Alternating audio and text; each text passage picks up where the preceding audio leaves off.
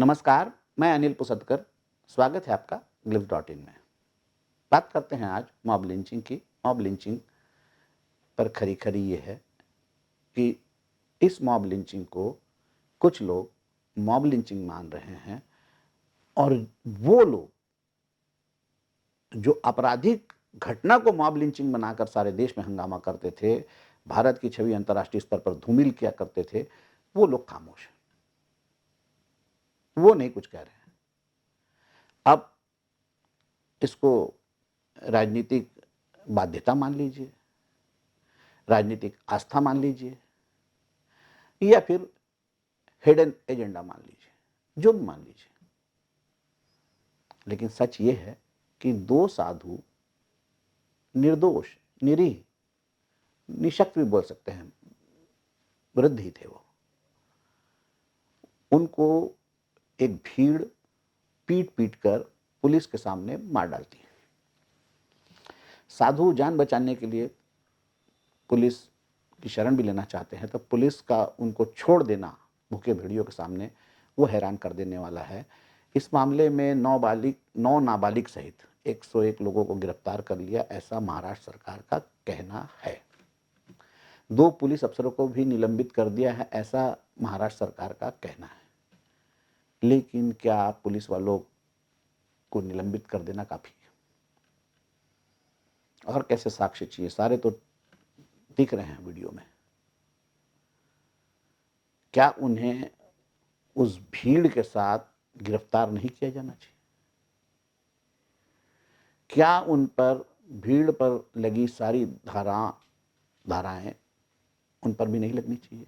क्या वे सहपठित जो है आरोपी नहीं बनाया जाना चाहिए?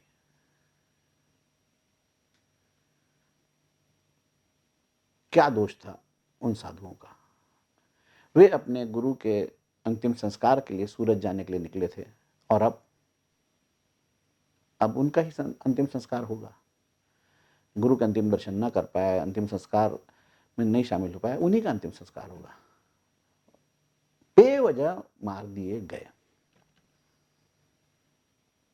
साधु।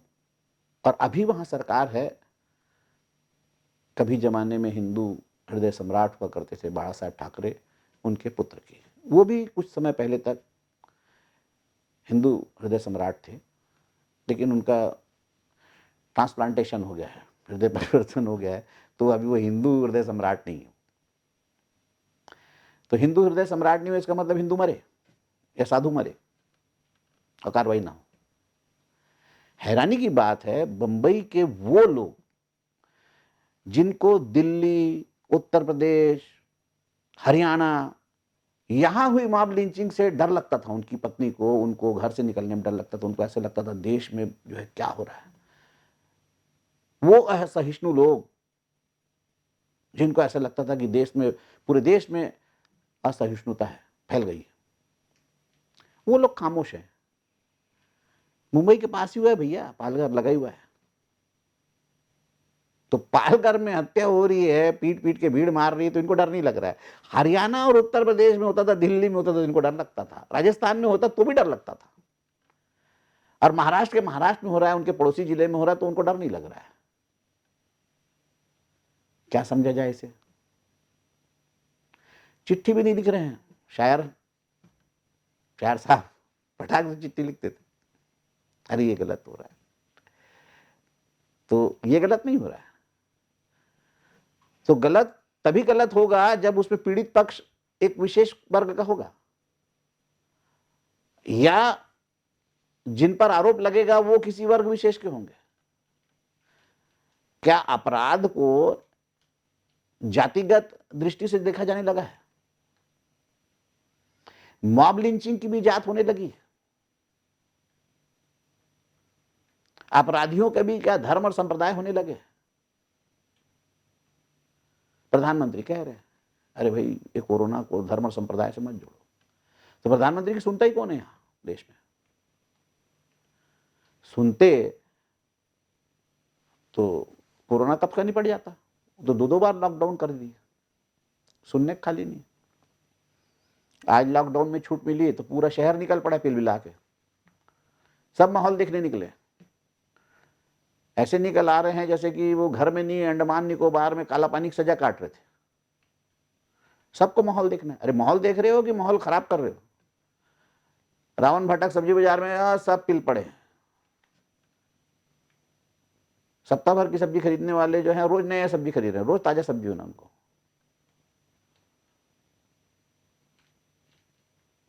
तो ये मानसिकता जो है, मानसिक सवाल मॉब लिंचिंग का, सवाल उस पर चिल्लाने वालों का, या सवाल कोरोना में जो भीड़ बाहर निकल रही उसका नहीं, सवाल है मानसिकता का।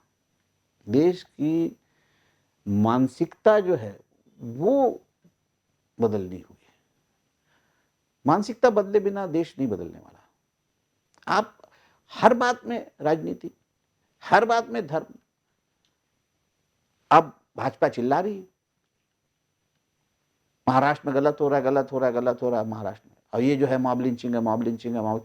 अभी उत्तर प्रदेश और राजस्थान में और वहाँ होता था हरियाणा में, जब विजय राजे की सरकार थी या खट्टर की सरकार थी, तो वो मॉब लिंचिंग है, तब अपराध था। तब कांग्रेस चिल्लाती थी मॉब लिंचिंग है, मॉब लिंचिंग है, मॉब लिंचिंग है। अब कांग्रेस चुप है, अब ये अपराध है, भीड़ का पागलपन है, जुनून है। अब भाजपा चिल्ला रही मॉब लिंचिंग है, मॉब लिंचिंग है, मॉब लिंचिंग है।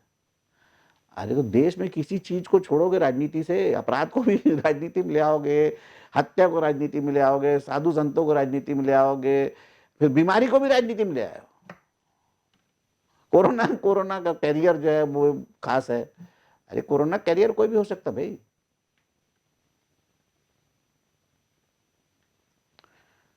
तो एक बड़ा सवाल सामने जो आता है वो उन लोगों के लिए है कि वो एक प्रकार के जो आपराधिक वारदात है उसमें एक समय चिल्लाते हैं और दूसरे समय चुप क्यों रहते हैं। उनको जो उत्तर प्रदेश, हरियाणा और राजस्थान की घटनाओं से मुंबई में डर लगता था रहने में, उनको मुंबई के आसपास हुई घटना से क्यों नहीं डर लग रहा है? इनाम क्यों नहीं लौटा रहे हैं वो लोग? मोमबत्ती क्यों नहीं जलाई जा रही है आज? क्या साधुओं की जान उन लोगों की जान से अलग है? तो ये मोमबत्ती गैंग, इनाम लौटाओ गैंग, ये असहिष्णु गैंग, ये कथित बुद्धिजीवी और कला जो कारों की जो गैंग है, इनके चेहरों से नकाब उठना बहुत जरूरी है।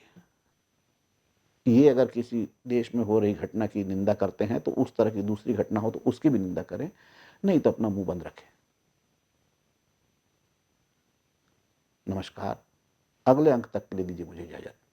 For more information, log on to www.clips.in.